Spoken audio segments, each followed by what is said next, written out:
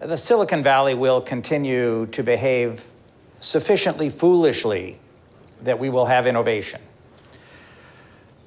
But what I see in globalization and the spread of information technology are pockets of innovation all around the world that are perhaps not like Silicon Valley. And in fact, that focus on solving problems and coming up with innovations that could never have been imagined in the Silicon Valley.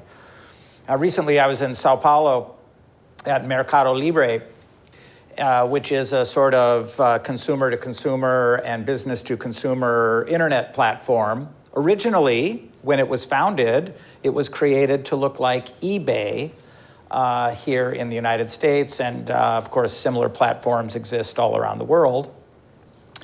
But as time went on, they began to solve problems. Mercado Libre began to solve problems that were very distinct to Brazil, dealing, for example, with helping people to make purchases when they don't have a credit card.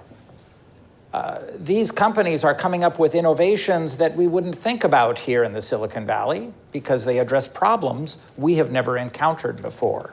Think of the countries of the world as logic laboratories that are coming up with innovations that could not be imagined in other places, but only if the systems are allowed to behave foolishly enough to do the unimaginable. Many business leaders feel it is their job to predict what's next and know what's next. When I hear a business leader talking about what they think is next, maybe it appearing on a panel or something like that and talking about what's next, I know it's time for us to look elsewhere for leadership. Because it is the business leader's job to create a system that discovers. It is not his or her job to do the discovering. Because all of us are limited by our experience. Experience is a great teacher for what happened yesterday. And because we're limited to those experiences, we cannot imagine the foolishness that someday we will call genius.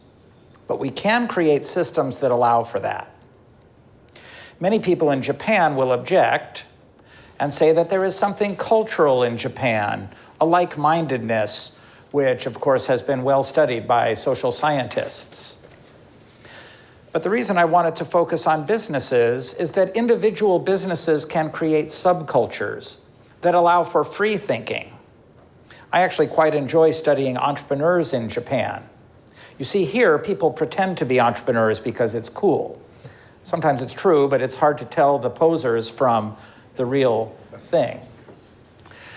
In Japan, if someone is going to be an entrepreneur, they must mean it, because it is not a high-status thing to do there. Your parents are disappointed. You can't get a date, so I'm told, if you're an entrepreneur there. It is really the opposite of the Silicon Valley. I remember going to Japan back in a few years back and interviewing an entrepreneur, Naroya Harano. And Harano-san was a video game developer. He had created some of the early video games and the transformation of the goddess and some of these cult video games. But the innovation we all remember from that company was the little booth where you go in and get your picture taken, and it comes out on some stickers. And this made them famous everywhere. They have them here, you know. Harano and his engineers did not come up with that.